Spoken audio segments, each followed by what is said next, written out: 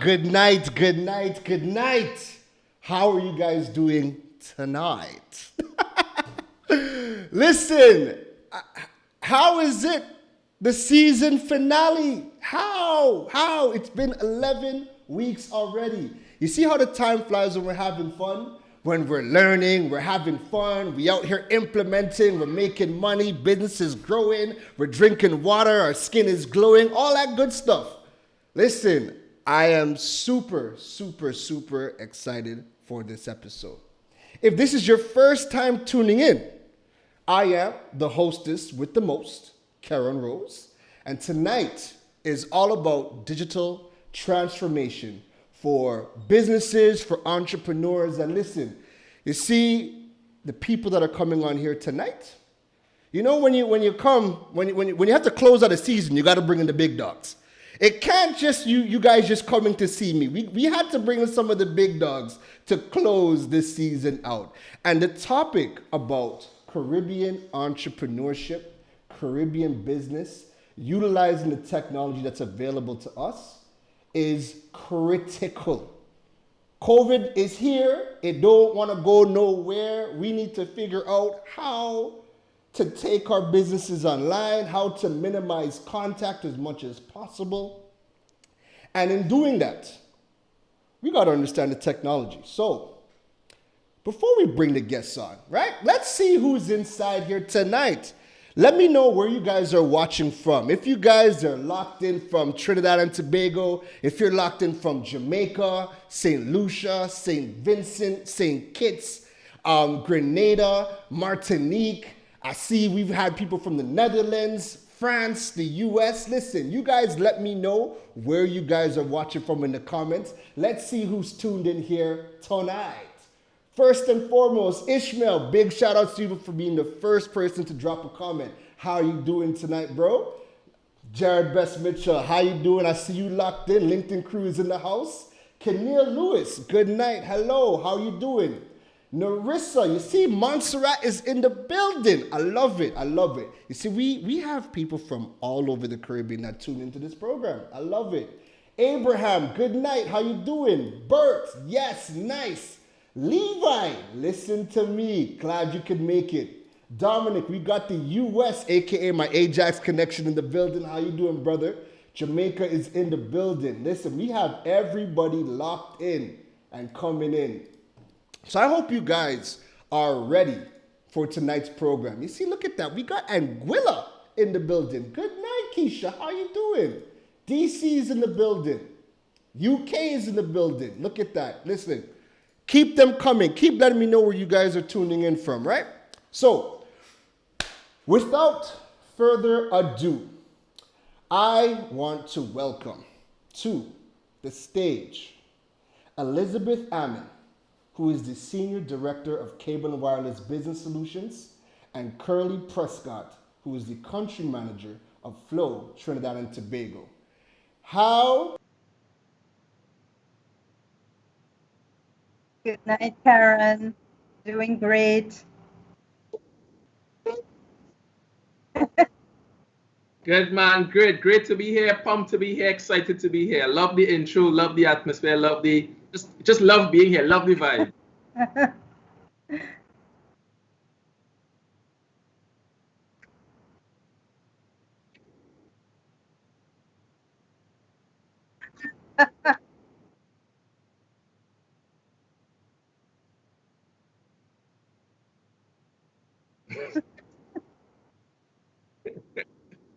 Feeling the energy on the sender. Definitely. Absolutely. Yeah. Thanks so much for having us on, Keron. This is great.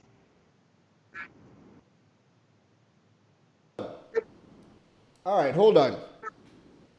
Everybody said my audio was a bit down. Listen, can you guys hear me? Let me know. I think I just fixed the issue. Let me know if you guys can hear me. Yes, perfect. We're back on stream. So, all right. So tonight's topic, before we get into it, what we have to do and what everybody waits for, and they know it starts, is we got to drop the digital age intro. All right? So you guys give me 10 seconds. We're going to cue the official start of the digital age. Drop it.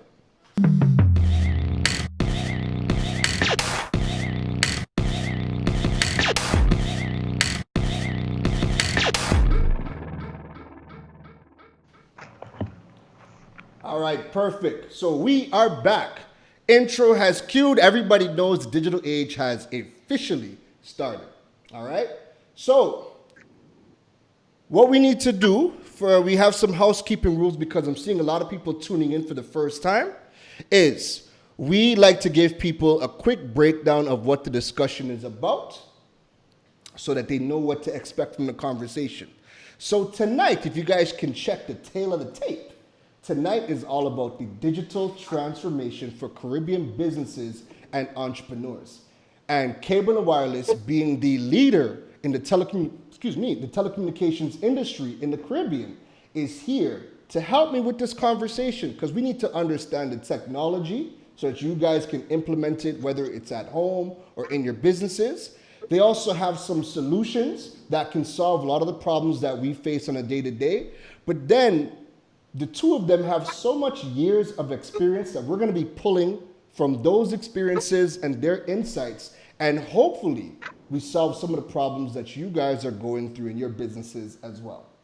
That's going to go on for about 45 minutes, and then we're going to break for the Q&A session, and that's going to round up the discussion tonight, all right? So, Liz, Kurleigh, are you guys ready? Ready. I need 5 more seconds. I need 5 more seconds. No worries, no worries. We're gonna get Let's right go. into it. Let's So go. if you guys Yeah. are live in the audience, you guys let me know. Are you guys ready? Drop them fireworks, drop the 100s, drop the let's go in the comments, and let's get this conversation started. All right? Wonderful. So let us cue up the ticker for tonight, and let's get this show on the road. Perfect. Timer is set. The timer has started.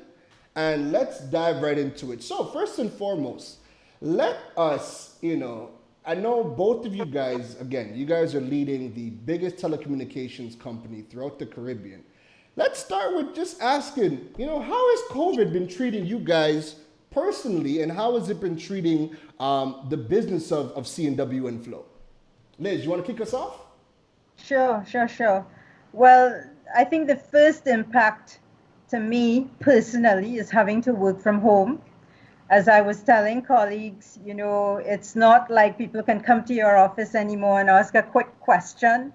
Now you have to schedule a meeting, whether it's on Teams or Zooms, and everybody queues up their meetings. So it actually feels as though you're doing more, but it might not really be. It's just how you're doing it. Right. It's been several months now, so I've got used to it. But it's been busy, very busy. But having a good team, we're all in sync. Everybody knows how we work together. So it's just working differently, but still working hard. And how for the business side, how has it affected how you guys operate within C&W Business Solutions? Yeah, I'll tell you where we have seen the biggest impact with our clients, because I'm on the commercial side of the business, is in this SME space, small and medium businesses. Many of them, particularly during the lockdown in March, many of them had to close their businesses for a period of time. We had to work with them to ensure that we were being as compassionate as we could be in helping them to know that when the lockdown was over, we were there for them.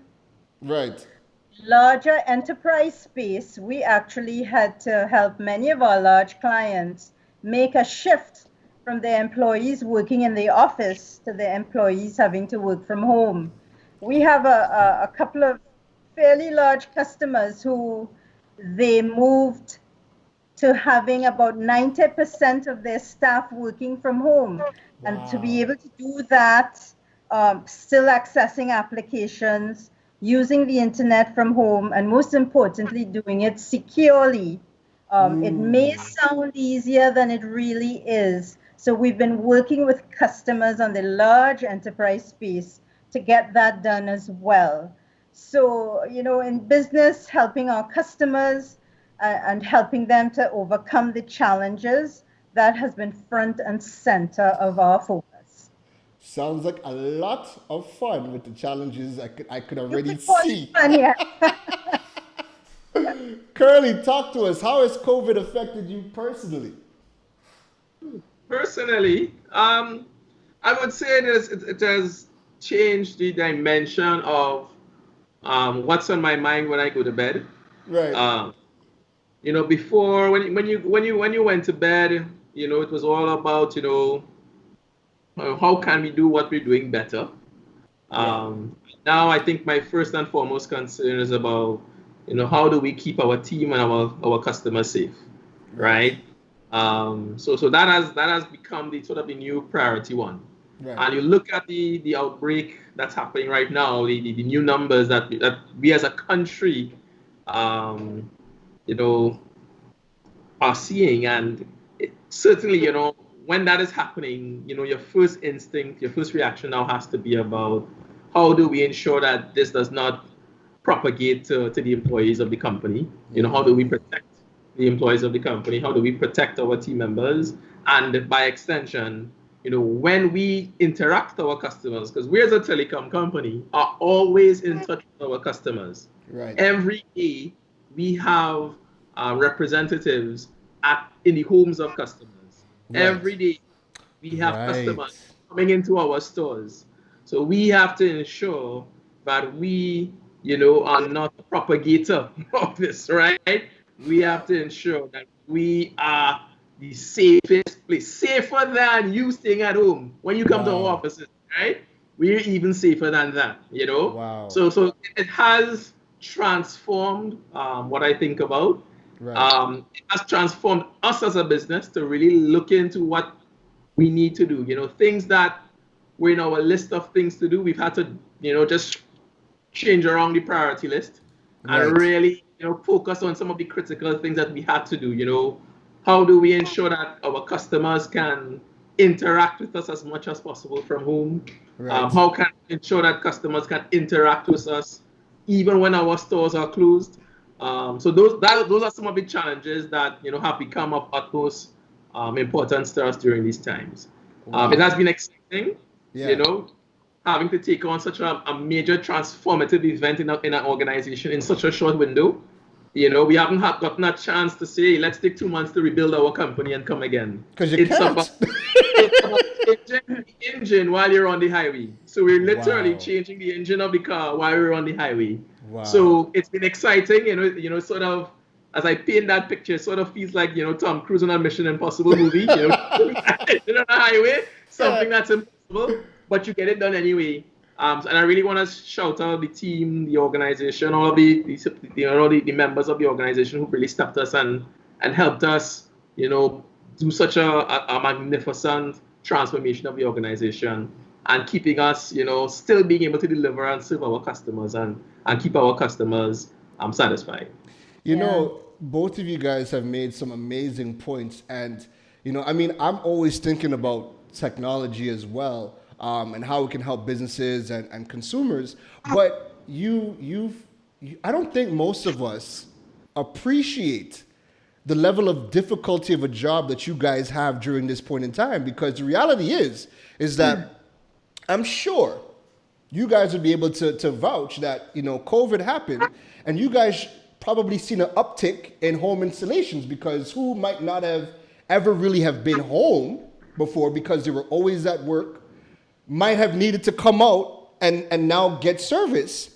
And you guys could have easily have turned around and said, well, boy, the way COVID looking right now, Yeah. Yeah. it's not safe and it's not looking good. But you guys have the challenge of now having to still work through. And I think we can all agree. I think I can speak for everybody.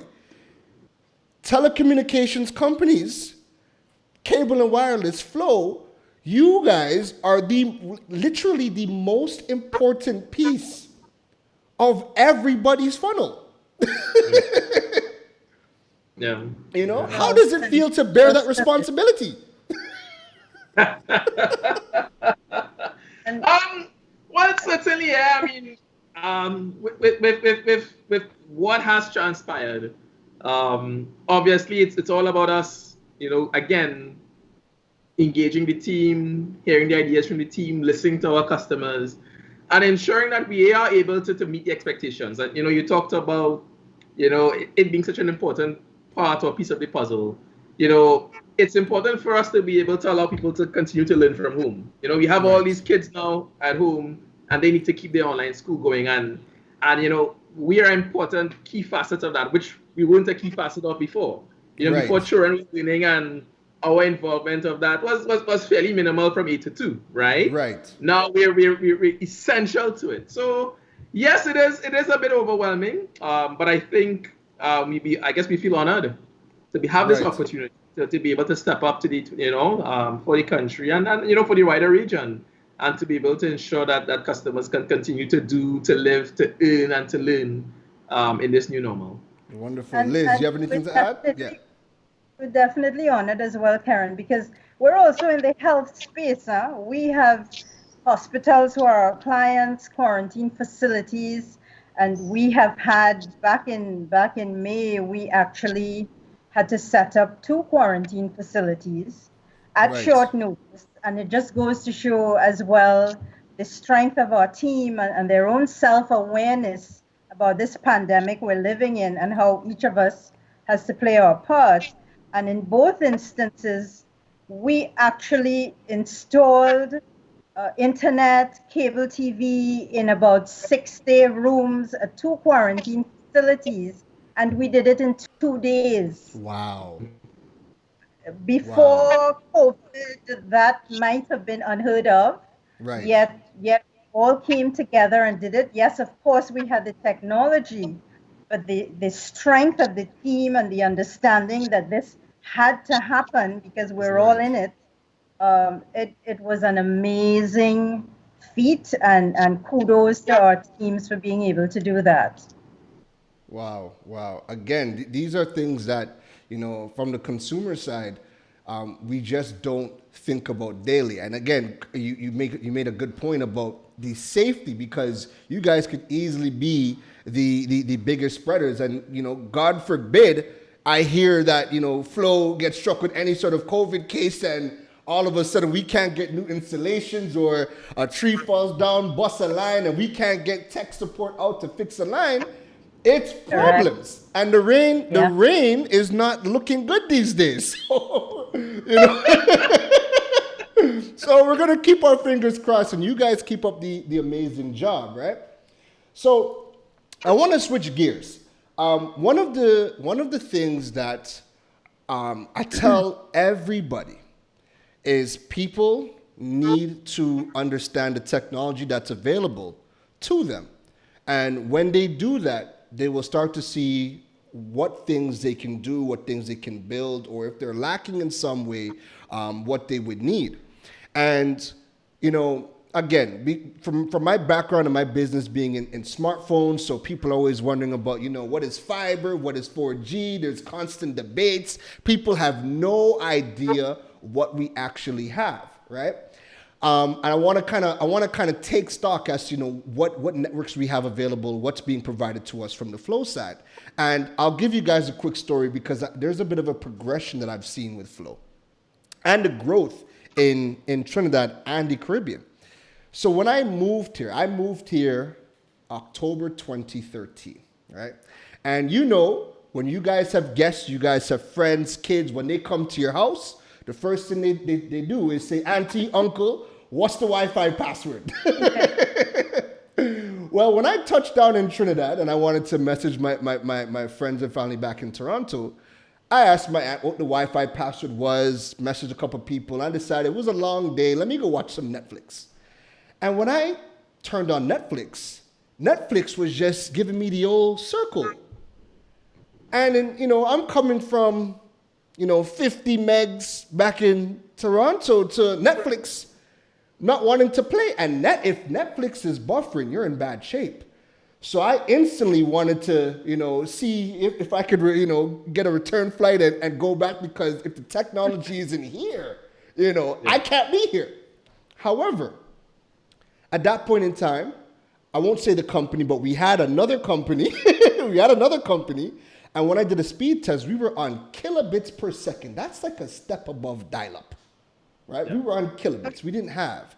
So the first company we actually switched to when I came, because I started to Google and look to see who was available, was Flow.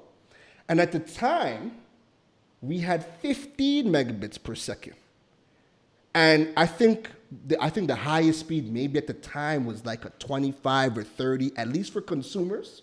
Could have been different for the businesses. But now to fast forward to see the speeds that we are getting, you can tell we have come a long way in such a short frame of time. So if you guys can give us a bit of a breakdown, like what is the technology that we have available? Because again, people don't know. People still think we're on 2G. Some think we're on 3G. What do we have? What do we get from Flow? Yeah, let me take that one. So Flow effectively, we want to sort of define what we deliver to our customers based on the experience that they have, right? Mm-hmm. You sort of went into the fiber versus copper and whatever. Yes, we our networks are fully fiber capable. Fiber, we deliver products that can be delivered on any fiber network, right? Mm-hmm. So I prefer to define what we deliver to customers, not so much by the actual technology we use, but by what customers can have access to. And you use a perfect example in your preamble about Netflix and buffering and circling and not being able to start, right? So, our sort of entry-level broadband packages these days, when you walk into our store and you say you want to sign up for broadband, these days, what we offer to our customers ranges from 75 megabit per second, which, as you know, can allow multiple devices in the home to stream Netflix in HD quality, right? Mm-hmm. While the teenager in the home can do some gaming in there, right? Right. So we have enough speed to provide broadband applications in the home, to facilitate broadband applications in the home. Mm-hmm. And that's our starting point, 75 meg, right? And then we have speed for the very, very aggressive user, for the guy who's doing HD productions and probably, is really pushing the needle in terms of their bandwidth needs. We actually facilitate speeds to consumers of up to 500 megabit per second. So that's where we play today. So as you said, certainly an evolution from where we were in 2014, 2015, where, as you said, our speeds would have started at 15, probably gone to about 75 megabit per second. Yeah. Now we've definitely moved as customers' needs have grown, as the applications themselves have evolved, and we pride ourselves. One of the metrics we look at, we sort of look at metrics from major content providers like YouTube and Google. Right. And we pride ourselves, I sort of describe it internally as we have HD broadband. In other words, over 95% of the streams that come from YouTube on our network are in HD quality. So we are HD capable broadband network. And that's something we're very, very proud of, and we continue to strive for, and we continue to push the needle to ensure we provide to our customers, first world broadband quality services. Great. And if I can add on the business side, we use that network, that core network, regionally, and a fabric of about 11 data centers between the Caribbean and Latin America that allows us to deliver IT cloud and managed services to our business clients. And this ranges from telephony, unified collaborations, security, managed Wi-Fi, infrastructure as a service, disaster recovery as a service. So we have the full end-to-end suite of business IT cloud solutions for all our clients, and completely scalable all the way from SMB all the way up to large enterprise. So we cover the gamut. Beautiful. Now, one of the big questions that we get with respects to the technology, we are hearing one of the biggest buzzwords is 5G. We're hearing that companies have it. We're hearing whether it is safe, whether it is not. But I think the biggest question that most people have is, do we need 5G in the Caribbean? Or is it just, are we ready for it? Do we need it? Or with what we have, are we able to use the current networks to achieve what we are looking to do, which is, get online, do our schooling, run online businesses, be able to upload big files relatively quick? Do we need 5G right now, or is that something that we could hold off on? Oh, that's a good question. And what I would say to that is, let's roll back to your preamble, right? About when you came here and your provider was offering you kilobit per second. When you first launched, and I can remember it, I was actually in Florida at the time in 2008 or so, 2007, 2008. I'll give you a story. Our speeds back then, Keron, were 2 meg, 4 meg, and 6 meg. Oh. Right? And we would consider transformative at the time. And I can remember someone asking me that question. What would someone need 6 meg for? Right? I can remember that distinctly. 6 meg. What would somebody do with 6 meg? Yeah. And I draw that example to say, while we may not need 5G for now, I think as a country, we are ready for the introduction of 5G. And as a region, we are ready. I think once it's available, the demands, the innovation is going to kick in. And people are going to find applications that work best on 5G. Right. Yes, they may be able to work okay on 4G, but that comes back to our 6 meg and 15 meg and kilobit per second. So Netflix may have worked okay on 6 meg, right? It would work. It would certainly work.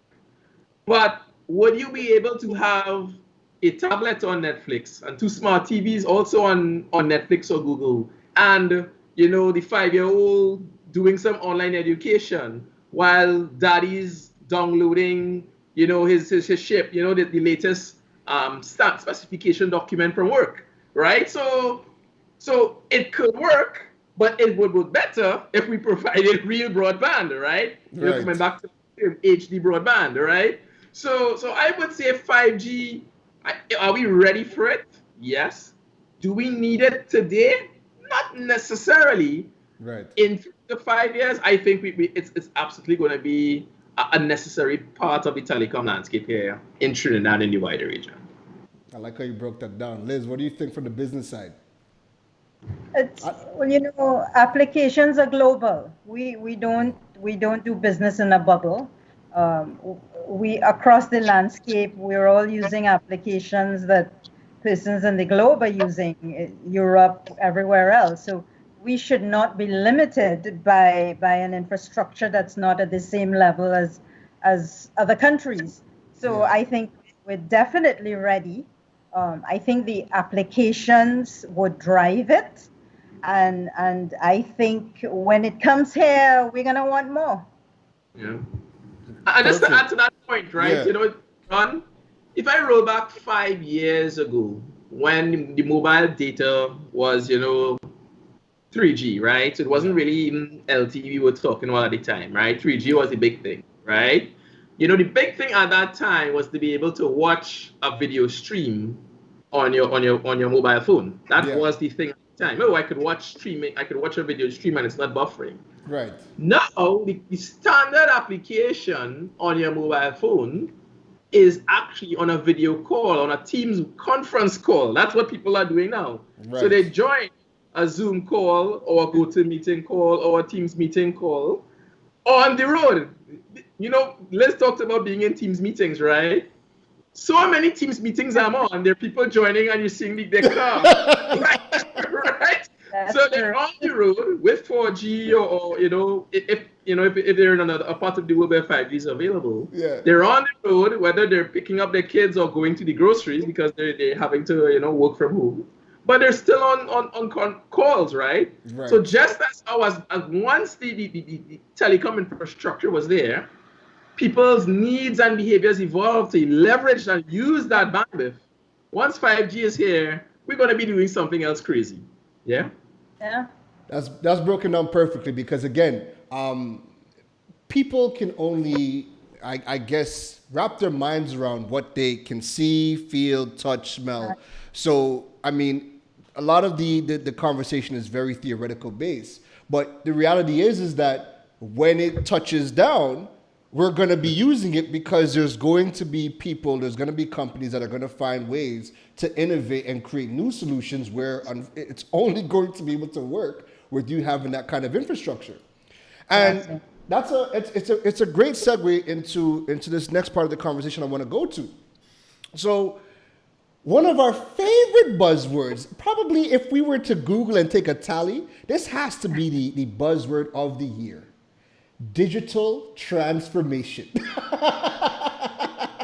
I know you guys probably can't go a conversation without somebody saying, when are we going to digitally transform into this Jetson society here in the Caribbean? Yeah. So break down from where you guys both sit, because you guys are going to have different outlooks because there's going to be different applications. What does digital transformation mean to the both of you from where you guys are? Liz, you want to go first? Sure.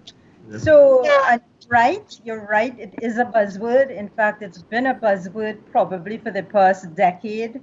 At a macro level, we hear governments talk about it all the time. And in our region, in 2018, you would have heard Jamaica saying that they're going to be digitizing their economy. Mm-hmm. They were probably looking at the Estonia model. More recently, Barbados and ourselves, we're going to be using technology so we could transform the way citizens live. So it's definitely, I think it's more than a buzzword now. I think COVID has driven the fact that we have to digitize our economy. We have to make our society be able to operate in an e-business framework because of COVID. We have one pandemic now, another pandemic might happen. We can't, do you want to be lining up in front of a government office to get a piece of paper that might be telling you when you got married or when you were born? So we definitely need to transform, and the only way we can do it is digitally. And the thing is, we have examples of it being done all over the world through the internet and social media. Everyone knows how the top companies and the leaders in industry are digitizing so they can become more efficient. So it's here. I think our mandate as CNW and Flow is to support what the government needs to enable that, whether it's through internet access, whether it's through cloud services. We have to support small businesses, particularly now, again, because of COVID. We have to support them in their own digital transformations. And when you look at it from the base level, a digital transformation is really allowing you to do your business online easier and being able to manage, whether it's your customers or your entire supply chain, being able to manage it efficiently so that you could do it successfully. And all around we build it, it becomes a domino effect till everybody is digitally transformed. So I think it's more than a buzzword. It's here now. Perfect. Kurleigh. Well, certainly it's more than a buzzword. It's now a ministry, right? In Trinidad and Tobago, right? True. Yeah. But you know, from my perspective, where I sit, you know, it's a journey we've been traveling a while now, right? And it's all about how do we, you know, transform our customers' experience, right? How do we allow customers, and listen, I want to say there are those customers who have done what they've done traditionally, and they love to do it that way. Right. And I love those customers. Actually, those are our most loyal customers. Yeah, Those customers. It gives them a reason to come out. It gives them a reason to come out. Yeah, I love those customers. They're the most loyal. So we will always, as long as those customers are there, support and accommodate those customers, right? But for that other generation of customers, those ones who joined us 3-4 years ago, who not so keen about having to go to the store and having to call the call center to request a query, a bill balance, or to make a bill payment over the phone. Right. You know, they want to be able to do things automatically. You know, that's, you know, when we say the word digital, one of the sub-words or sub-concepts stemming out of digital is automation. You know, ability to do something automatically, right? And that has been a journey we've been traveling for quite some time. You know, I love, again, you took us back in one of the earlier segments, you know, about how we've evolved. You know, if you look 10 years ago, when you looked at our mix of you know, how we got payments from our customers. Right. 10 years ago, over 90% of our payments were over the counter. Right. So a customer had to interact with a payment agent, and they might pay via links or credit card or cash or check. But 90% of our payments were done over the counter. Over the counter, yeah. And today, that's under 40%. Wow. Right. So over 60% of our payments come in via people paying via an app, people paying, calling in over the phone, but not talking to an agent, but just processing it automatically. Right. We have a automated interactive voice response system, IVR, that allows you to enter your credit card information and pay, or through online banking or whatever. Over 60% of our transactions today are processed via an automatic channel, right? Wow. Right. So to us, it has been a journey. We have seen a positive evolution in that regard. Yes, we still have the 40% to take care of, and we hopefully that 40% will reduce to 30% and to 20% over the years to come. We know again that continued trend is going to be a continued journey that has to do with customer training, customer learning, you know, that sort of stuff. And we understand that. So we're happy to work with our customers. You know, many times, you know, you see pundits or commentators, you know, comment about, you know, why don't we just shut down payments at the stores? You know, we can't do that. We could do it. I would say that's the type of company we are. We are a patient company, right? So we are going to continue to serve and accommodate our customers who like the traditional channel.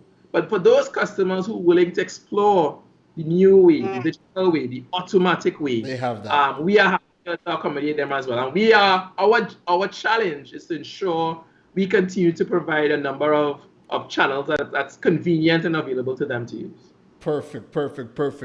All right, so what I want to do is I want to take a quick commercial break, because without our beautiful sponsors, Flow, Eastern Credit Union, Buzz, the digital age simply would not be what it is today. So if you guys are in the live audience, let me know that you guys are still here. Drop them fireworks, drop those 100s, let us know that we're going good, because the conversation about digital transformation is going to still continue after this commercial break. Liz, Kurleigh, give us a second. We'll be right back, all right?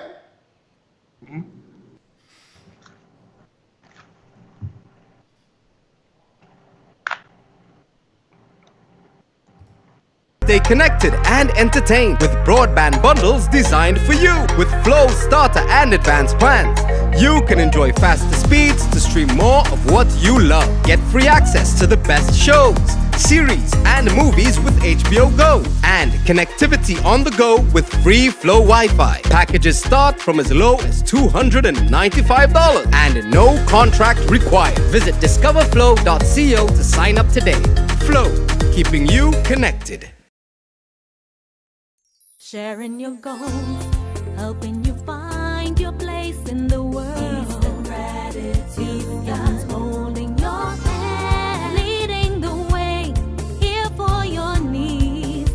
ensure that you succeed. Eastern's lending a hand. Eastern together, we're leading the way.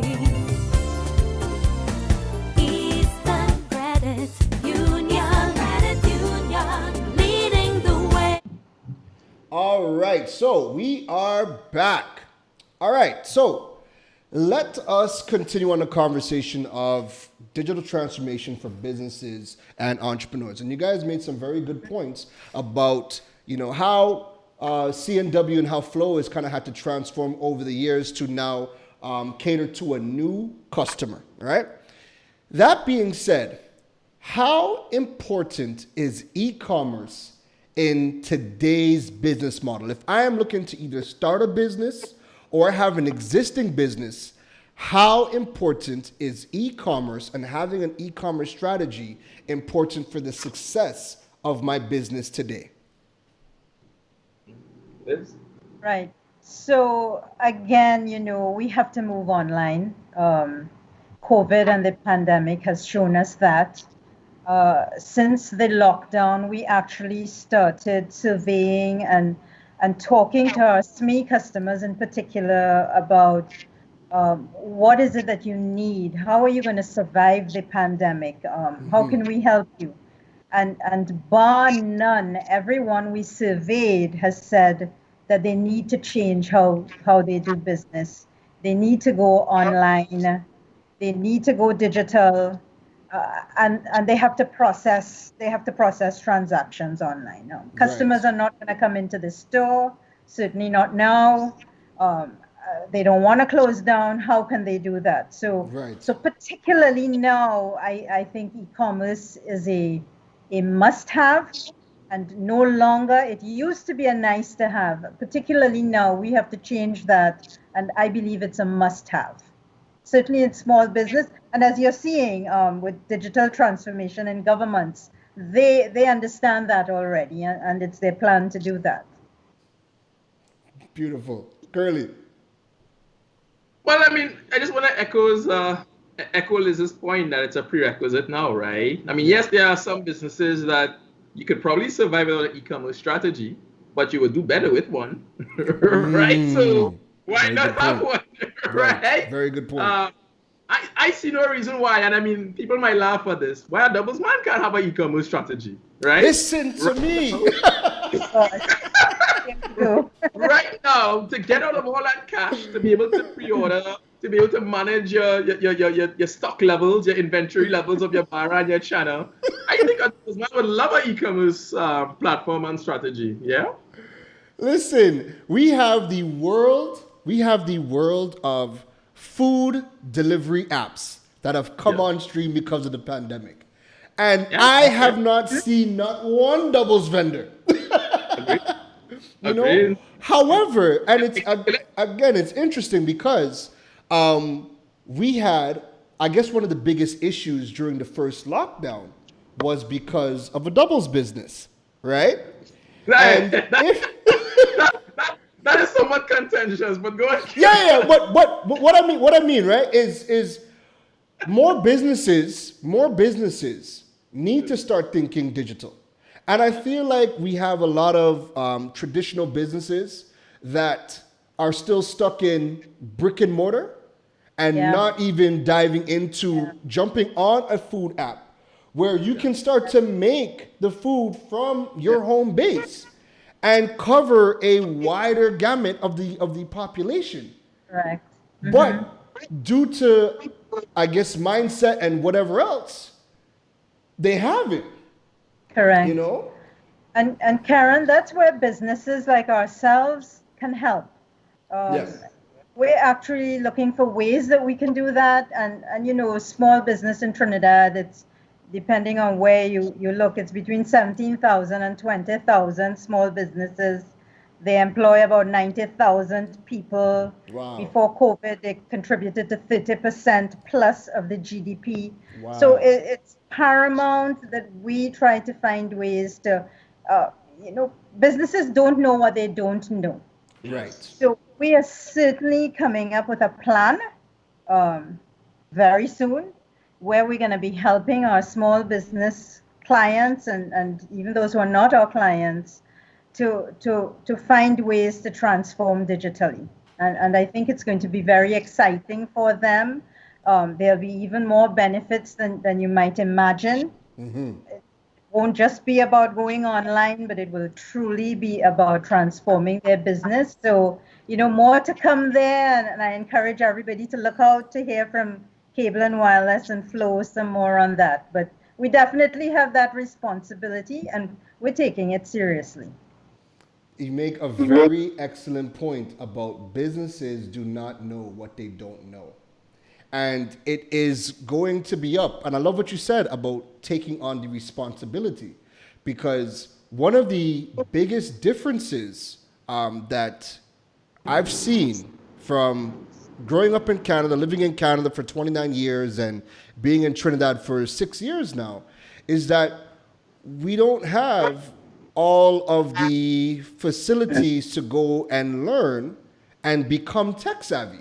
So in Canada, if I want to learn how to do online banking, the banks are doing classes. Or when we did launch online banking, the banks were doing mini classes inside the branches.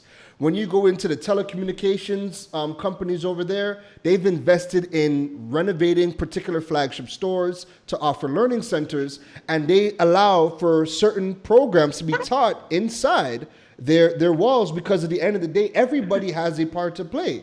If I get a new iPad and I download my banking app and I want to pay my bills online, what do I need? Well, I need the infrastructure. So I need somebody who's going to be able to deliver me internet at home. And then I need somebody to show me how this banking app works. And who wins?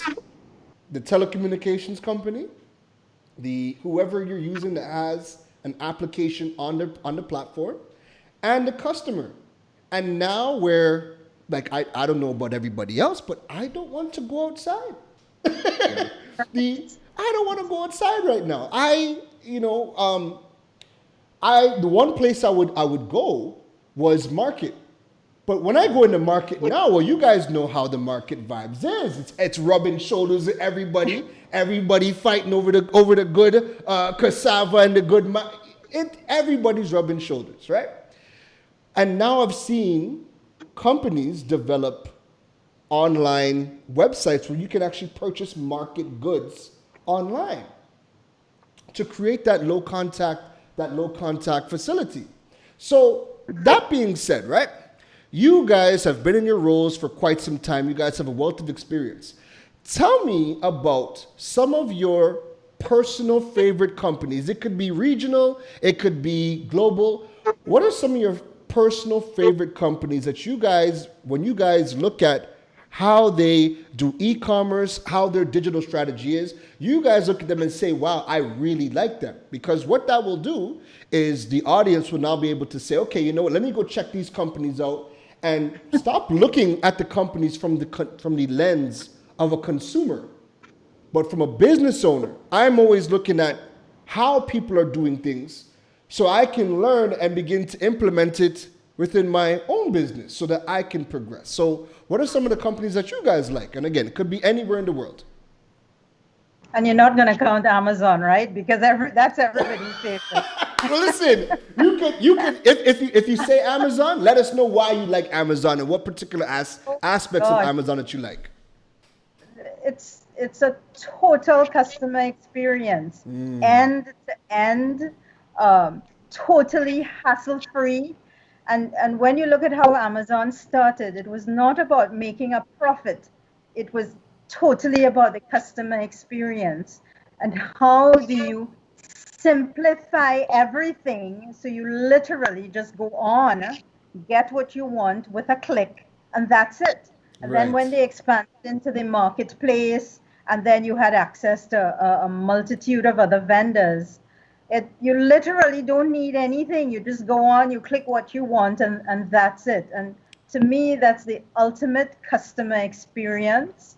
Right. And if you drive your business from understanding what your customers need and how they need it, and even more on top of that, what are some true value adds, you know, Mm-hmm. you could only get success.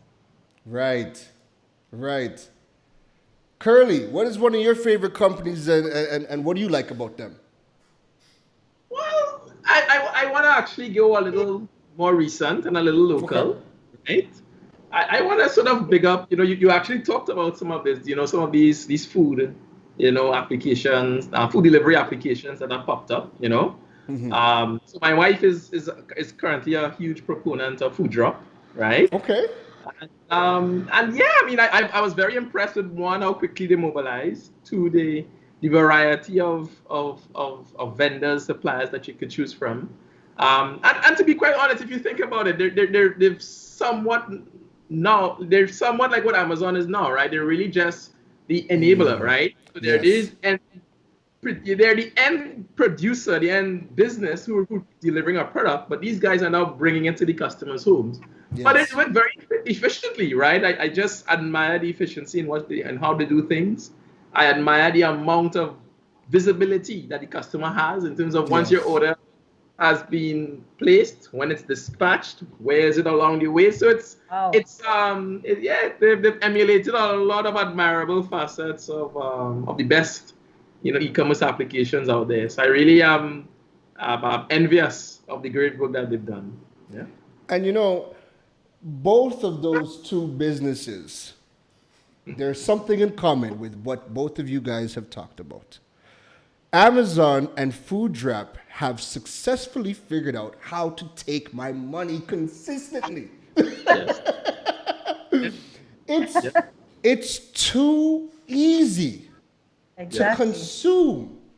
Yeah. And everything is at the push of a button. And I'm saying it because I want to drill it into people's head.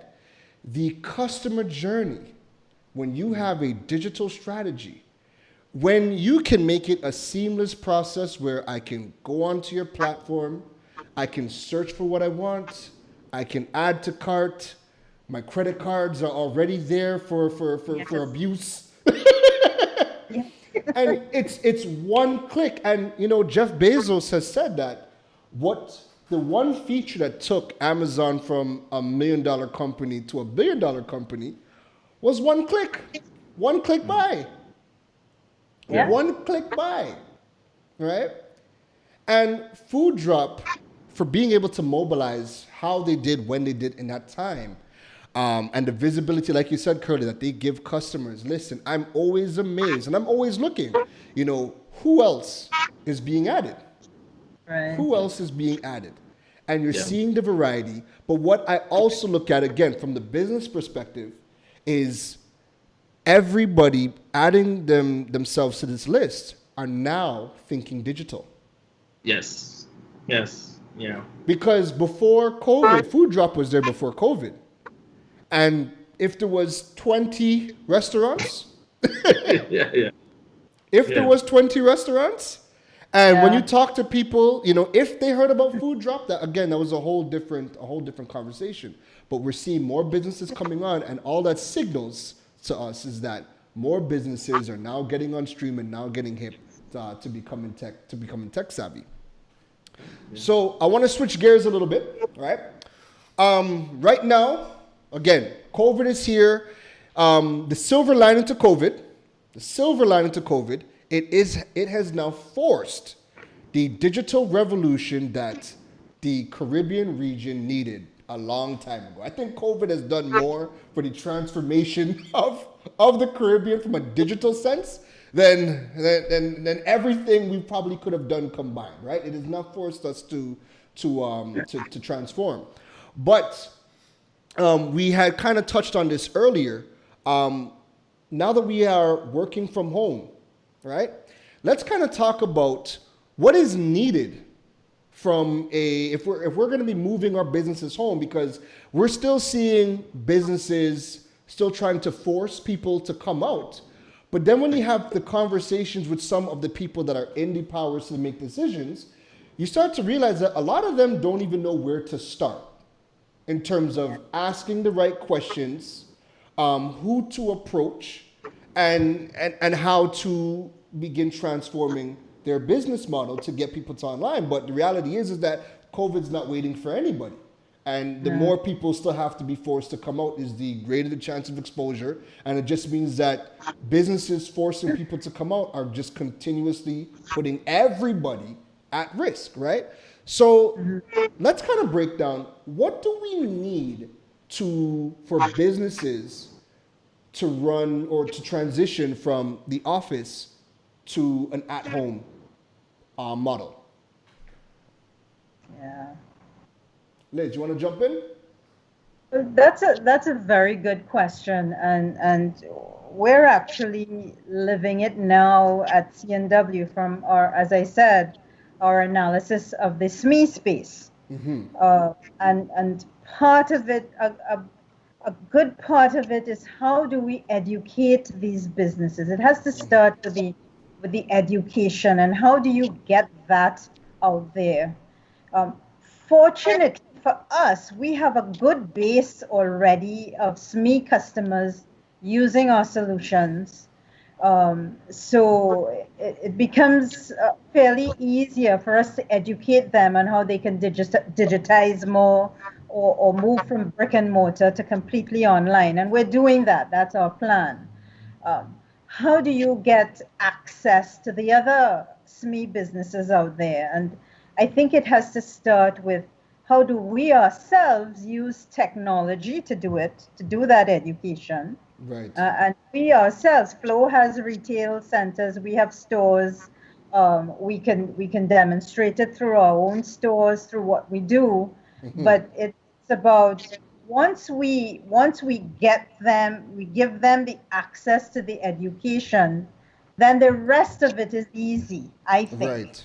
Because we certainly have the tools, we have the infrastructure, we have the business partners, we have the framework by which to implement it and support it. But it's that first step. How do we get them, show them, give them the knowledge, as I said, let them know what they don't know, things like use cases, references, give them access to other businesses that are doing it. I think once we can harness that, then the rest of it is easy because the technology is there. Right. And we need people adopting. Kurleigh, talk to us. What do we need to successfully transfer? I mean, you're talking from the consumer side, so if people are self-employed, what do we need for people to really run from a tech standpoint a business at home, or how do we transition from the office to home? So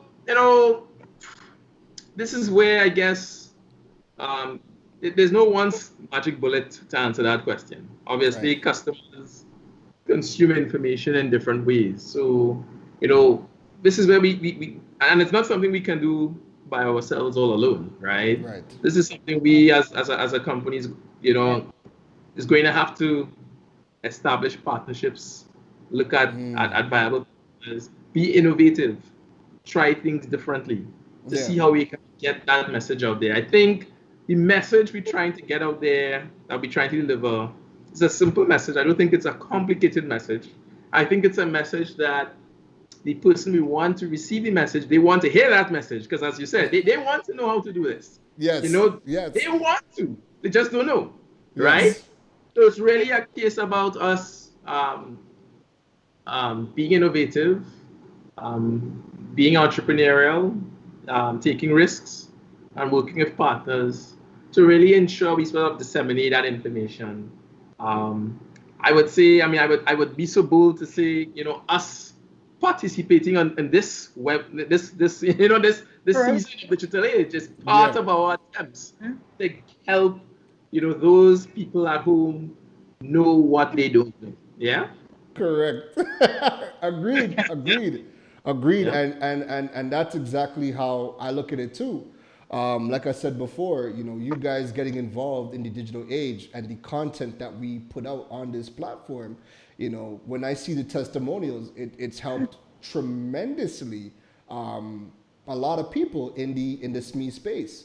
And the biggest part is the education.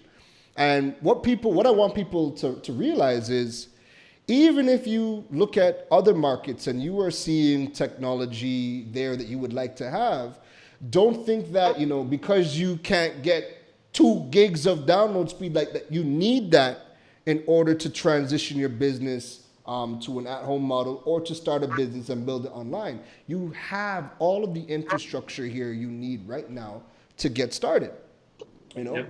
And the final topic I want to dive into before we get to the Q&A session is one of the biggest sectors that has struggled, that we see struggling. We go into the malls, stores are closing down. We're getting a lot of, I've seen news articles, I've seen the TV stations visit the malls, talk to store owners, and we are hearing that, business is down, people are not coming into the stores. And I think COVID compounded that, right? However, Flow, you guys are a big company. I don't think you guys have well, every time I pass by a Flow store, there's people in it. People watching TV, people are asking questions, people are lining up outside the self-payment kiosk, so people are still coming out to your stores.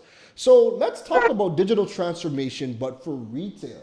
Let's break down, what goes into a good retail experience. But before you answer that, answer this. Is retail dead or has it changed? That's a powerful question, Keron. I think dead. That's a massive debate, right? So you look at some, right? Mm-hmm. You look at video rental companies, some of the older bookstores, and not necessarily in Trinidad, but definitely in different parts of the world. Some of those traditional retailers have struggled, right? Especially those who are unable to complement their retail storefront with a retail strategy, right? So is it dead? Let me fall on the side of no. Okay. But you can't. Your retail, if your retail strategy, if your retail front is what it was 10 years ago, then you're dead. If you're not dead yet, you're dead in a year. Yes. Right? Yeah. I think that's what you have to be thinking, right? It's not about whether retail is dead. It can survive, but you do have to revive it. You have to jumpstart it. You do have to bring, like we talked about digital, we talked about automation, we talked about experience, right? We do have to bring some additional elements to that retail facet of it. Now you have, again, Business School 101, you have your different market segments. So there are going to be those customers in light of COVID, like Keron Rose, they're not coming in my store anymore, right? They want the e-commerce shop, and they will pick and choose, and they like one click, and they're going to just keep clicking one, buy, as long as it's their homes. Yeah. So you have to have a strategy for the Keron Roses. But you also have the customer who is not going to buy a single thing until they feel it, until they see it on them, until they actually grasp it. So what you have to obviously do is provide a safe environment for them to do it, but it also has to, it cannot be the same retail experience that they had 10, 15, 20 years ago. It has to transform, it has to be current, and we at Flow, we're always reevaluating and revamping our experience factor in our retail stores, because that's where it has to go. You look at Apple, their experience facet. Apple hasn't closed down all of their experience stores. What they've done is they've changed it from a buy a phone over the counter store to a how do I learn how to use this app, right? So that's how they've transformed their retail presence, and that is the challenge to the traditional retailer. How do I transform for the new normal? I love it. Liz, what goes into a good retail experience? I know that C&W has some solutions with respect to like retail analytics to really help people understand some of the buyer market. But yeah, talk to us. What goes into a good retail experience? Yeah, well, it's analytics always drives how you improve your business, right? Because what at the end of the day, well, firstly, at the end of the day, once we have human beings, you will always have consumerism and you will have retail. Right. But the businesses that stay in business and transform are those who create the right customer experience. And how do you determine that? You can only, the best way is through analytics. And Right. that's why we, on the B2B side, we focus on analytics. Some of what you'll be seeing us doing for small businesses in the near future would include that as well. But retail analytics, I think, as Kurleigh was saying, being people like to touch and feel and experience. There are innovative ways that you can do that. You could look at technology like 3D, virtual, looking at things virtually. You could touch and feel. They can have that 3D experience, but still be alone. So I think that it's the companies that seize this opportunity Right. and look at COVID not as an obstacle, but as an opportunity. I think they're the ones that will use the technology to get that customer experience right, and they're the ones that will survive.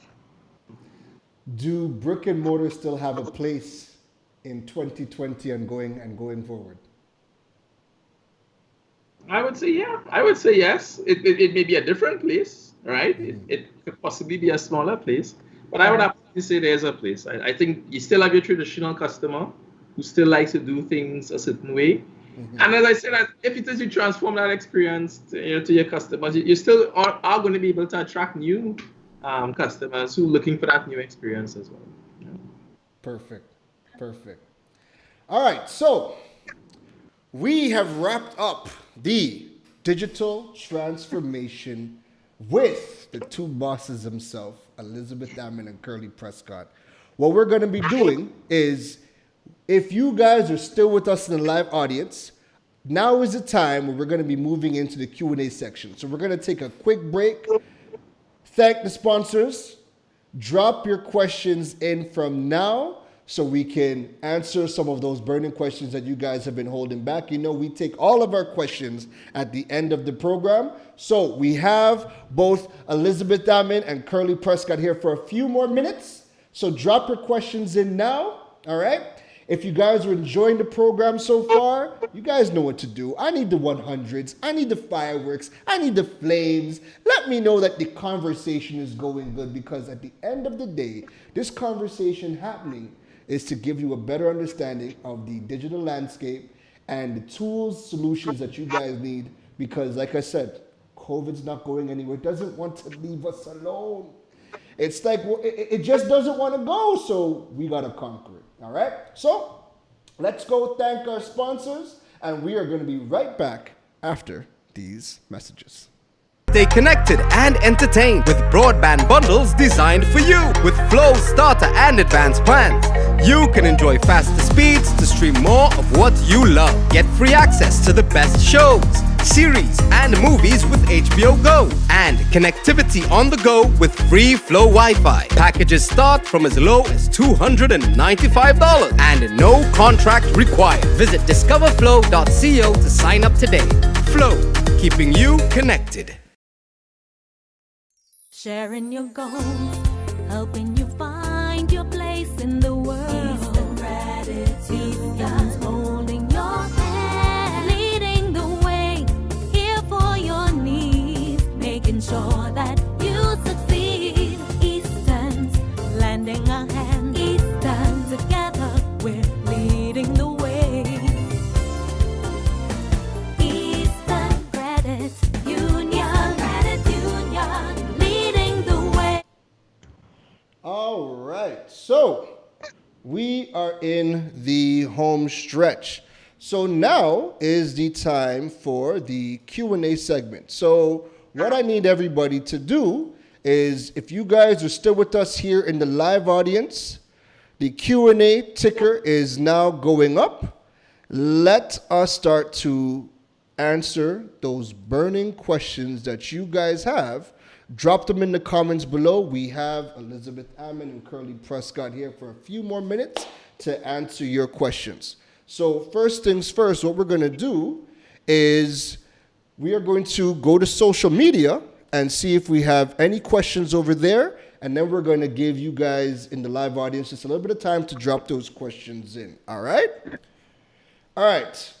So from social media, we have, let's see, our first question from social media, and this question is brought to us by the good folks over at Buzz Media. So, to Elizabeth and to Kurleigh, what are your favorite retail stores for the experience? Liz is like, oh boy, there's too many. That's a good question. Mm-hmm. I have to think. Based on experience, what are your favorite really retail stores? I haven't really been to retail since COVID. I mean, I'll tell you locally, every time I walk into Pennywise, I just get a buzz.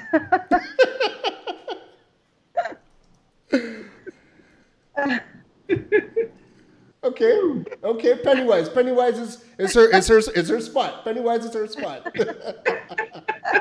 What about Pennywise? What about Pennywise? Is that you like?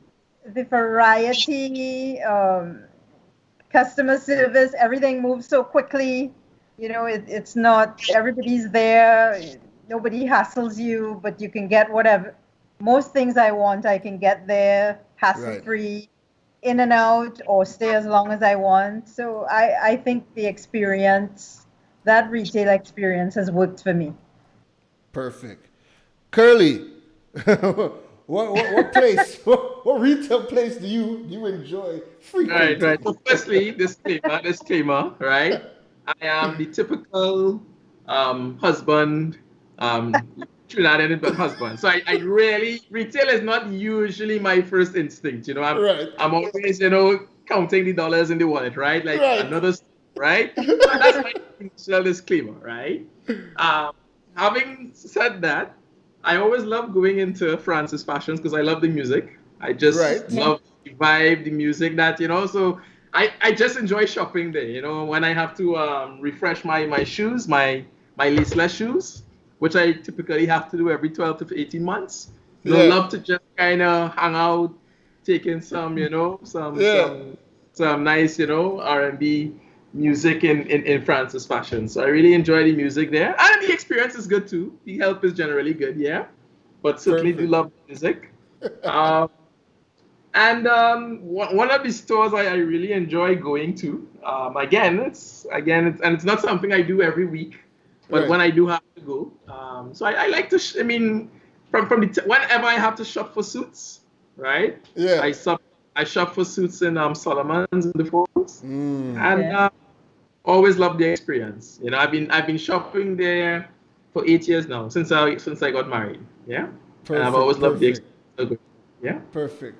So you guys, if you guys are in retail and you have a brick and mortar store, you guys have a variety of products. That's going to attract the Lizards of the world. And make sure your hit list is on and popping so you can keep Kurleigh dancing while he's looking for suits. All right?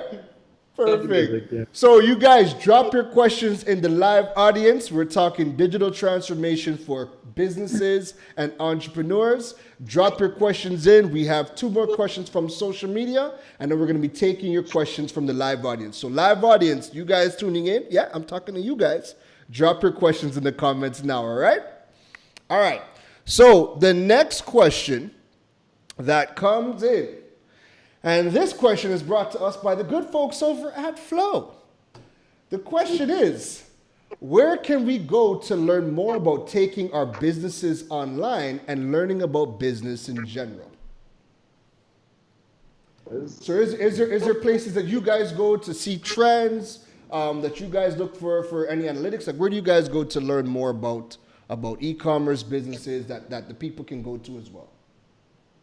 Right. So I would, if I could put a plug in, because we're sometime later this month, and hopefully we can do it on your show as well, Keron. We'll be discussing exactly that for small business. Wow. What's coming, how we can help you, some really exciting new applications. So if I can just ask everyone to hold off on that for a little bit, but it's going to be very exciting and soon to come. Perfect. Kurleigh. Where do you even go on? I want to follow Liz's lead on that one. I don't. Yeah, okay, go ahead. Yeah. No Yeah, worries. yeah. No worries. And it's such a key topic, and the fact that you guys are going to be putting things together to teach it, because like we were talking off camera, not everybody can go do a 4-year MBA in business to learn how to manage a business. Some of us need to start a business today to make money for tomorrow and somehow manage it, not lose our business within a week. Exactly. So being able to access these resources to learn about businesses is going to be critical. All right. So guys, live audience, keep dropping those questions in. Our next question from social media. Just 1 second. Okay, that was our last question from social media. So what I want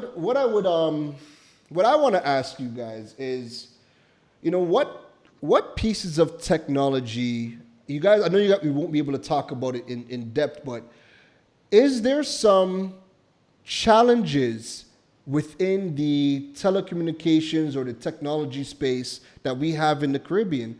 Are there some challenges that you guys are very excited about tackling? Like, I know for me, I see people talking about online business and the problems they're having, and I'm just there like, all right, don't worry, I got something for you guys. I got something cooking. So like, what challenges do you guys see that you guys are actually excited about tackling? I could tell you from the business side, and not SME but more so large enterprise, security, cyber security. It's and the more online we go, the more digital we become, the bigger that threat. And Right. we've invested, and we continue to invest very heavily in staying ahead, and protecting our customers. We from just manage UTM all the way to security information and event information that we can share proactively with our clients. Right. And we're doing that now as a cloud service, and we actually make it available to our small customers as well who are using any of our cloud systems, because we have to ensure that they're secured from cyber Right. attack. So Right. it's an exciting one in that you never conquer it. Right. And we always have to be ahead of the game. So we continue to invest, and we have the best and brightest minds working on it, as well as our partners. So to me, that's truly exciting in the business space. Beautiful. And that's such a big topic too. It's a Really, go massive ahead. topic. A massive one. Yeah. Let me go to one. And Liz is 100% right that the securing digital assets is certainly a critical thing. Just as how we've done all this work around securing physical assets. Right. Securing our digital assets certainly is going to need a lot of attention. But let's talk about an immediate challenge that we're excited about. It's all in the press every day for the past 5 days. There are memes floating all over about it. 65,000 children without access to online education, right? Wow. Yeah. That's a challenge. I'm excited about it. I'm very enthused about it, So really looking forward to partnering with all the stakeholders to ensure that we get those 65,000 students connected by the end of this year. You say that, and it literally just hit me at you guys have such a critical part to play in the education of the students moving forward. Let me jump on. Let me jump on that a little more, right? Yeah. Because about a week ago, and of course, I think where the discussions have reached right now is that one of again, not everyone would have access to internet, or there was a question about how do we deliver classes. So the schools are closed for the next term. They may be closed for the following term as well. Right. But classes have to be delivered. Correct. So one of the things was, okay, there's online delivery, but not everyone has access to the internet, or everyone has a capable device for that. So how can we just broadcast it? So that was the challenge which came out about a week ago. Right. And currently, the current where it's reached today is, okay, we'll broadcast it on, what used to be the information channel, right? Channel 116, which is just one channel. Right. Now, that one channel can't really address from first year to Form 6 all at once, right? Right. So, and all of these classes traditionally used to happen simultaneously, right? And that can't happen on linear TV. But I love exactly what you said. So it can happen on one channel on linear Right, TV, on one channel, right, correct. Now, if you wanted to open up 14 linear channels, that's one option. Right. But we think an even better option, because even having 14 linear channels doesn't address the situation where there's multiple kids in the home. There's 4 kids in the home, 1 TV. Who's watching? Who's learning today, right? So 14 linear channels not really helping that. Or power goes, right? Right. I can't miss my. You don't want to have people missing class because there's no power at home, right? So where we think and where we've proposed is, well, why not? You talked about linear TV. So why look at linear TV? Why not look at on-demand delivery of education? So all the classes are just in our, cloud, our content cloud. And if you have 3 kids at home, the parent could say, okay, you do from 7 to 12, you get from 12 to 4, and you get the graveyard shift, you get the 4 to 9 shift. And, and I'll tell you what the beauty I love about on-demand delivery. If a concept is being taught and you don't get it, you can pause, you can rewind, and you can play it again and again until you get it, right? Linear can't do that for you, right? So this is some of the exciting challenges that exist right now that we are so excited. That's, again, amazing, because you talk to people and these are the perspectives that not everybody thinks about. So I have other friends, they have their kids. The conversation of broadcasting lessons on TV was brought up, and everybody was like, that's a good idea. Heck, I was like, that's really good, because if they don't have internet or whatever, they could at least still get the classes. Didn't even come to mind. Multiple kids, one television, linear TV, and that's just how the technology is, right? So I love that. So we're going to go to the live audience because questions are inside. Yeah. And the first question is from a mother, Miss Taurine Estrada.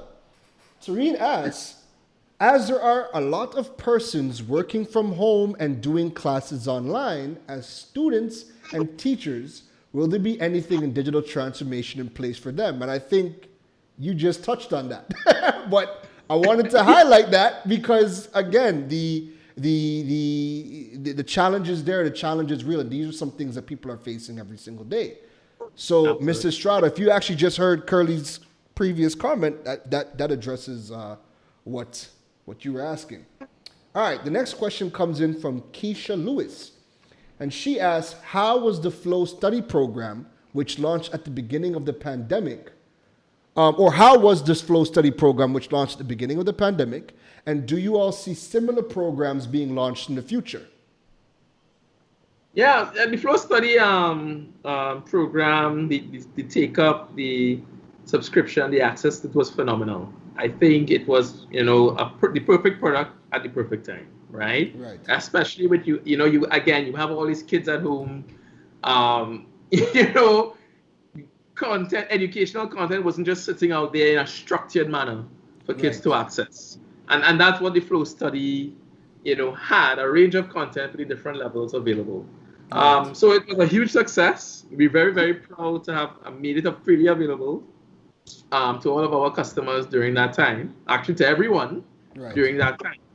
And to the question of do we anticipate more programs coming online, I would say absolutely. Clearly, there's a huge demand for it right now. And when I say right now, obviously classes and schools are closed now, but even when schools are resumed, there's still a purpose of it. This online delivery of education can still complement, what is happening at school. So if we have to go to a roster school system where only half the members or a quarter of the members of school could go to school at any given time to accommodate social distancing, these sort of online educational delivery programs like Flow Study, like Pinnacle.com, what Ministry of Education will be, has made available, those things are going to be a critical part of our educational delivery here in Trinidad, and I guess similar models across the region. Perfect. So the last question we will take for the season finale. This question comes in from Dana Rambaran, and she asks, will Flow be looking at offering some form of digital or payment system for small business like a PayPal? Liz? Again, I don't want to pre-announce anything, but I think small business customers will be pleasantly surprised. Listen, Yes, so I stay will- tuned to Keron. I will take that. I will take the answer because you know what? Again, it's you see these types of questions, you see the problems that people are having, and these challenges. And again, the reason I ask, which ones excite you, because all of this innovation is exciting. And for you guys to be at the head and charge with so much of the responsibility to innovate, to enable us to be educated, to conduct our business. It's a lot of responsibility, but man, oh man, is it fun. So before we wrap up tonight, do you guys have any closing remarks for the audience with respects to, why should we be thinking digital? Why should we get online? Why should we get hit with the times?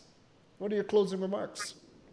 Yeah, I think COVID has definitely transformed the way we have to operate, the way we have to live, and the way we have to run our businesses, whether we wanted to or not. So digital transformation is inevitable. Certainly CNW and Flow are here to make it easier for our customers, to educate them. And also when you look at it even from the government and perspective, we are here to support all the enablers. Right. Government is a huge enabler in citizens going digital and how they provide services to us. And we're certainly committed to helping them in that area and to helping small business education and businesses in general.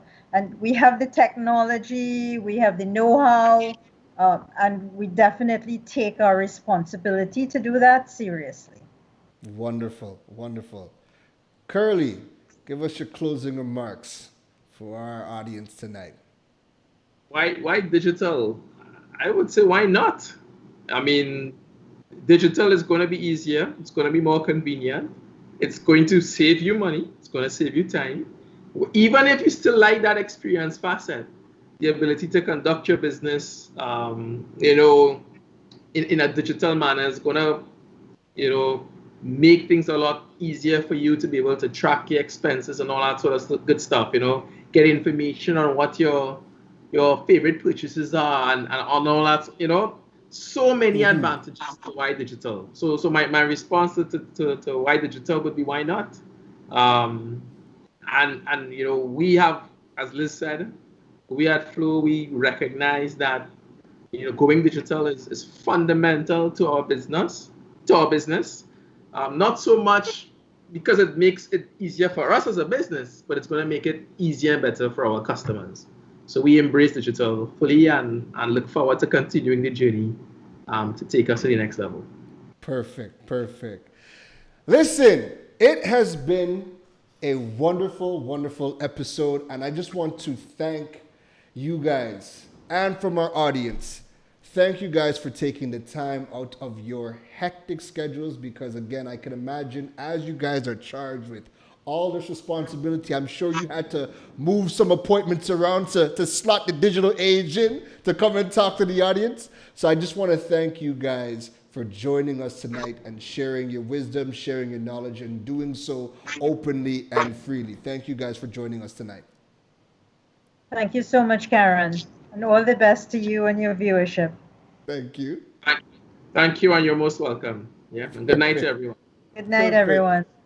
Thank you. So you guys give me 1 second. Let me just talk to the digital age audience before we close out tonight's episode. Listen, it has been 11 weeks. 11 weeks.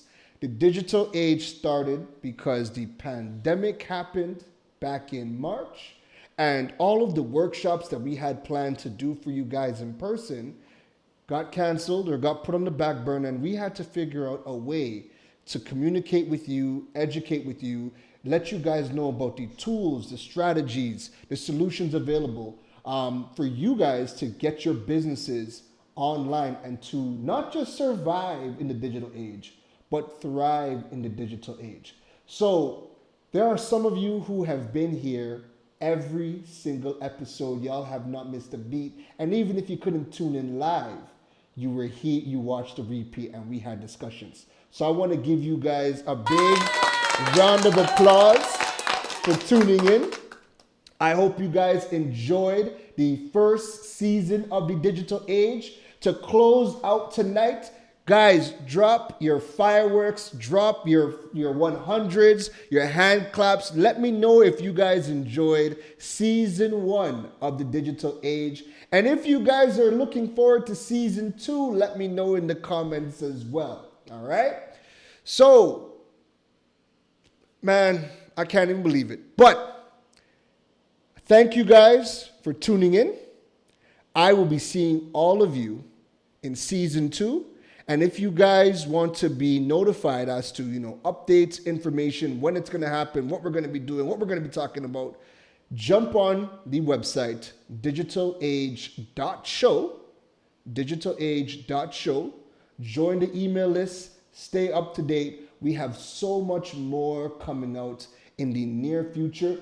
Liz already told you CNW has some big news coming out. And, well, of course, they got to come on the digital age and talk about it. So even if season 2 doesn't start then, we're definitely going to do a one-off to keep you guys updated on some of those big changes that happen. Nonetheless, I want to thank you guys. We'll see you guys season 2. Don't forget digitalage.show. Drop the hearts, drop the fireworks. I'll see you guys in the next rounds. All right? You guys take care, and don't forget to go digital.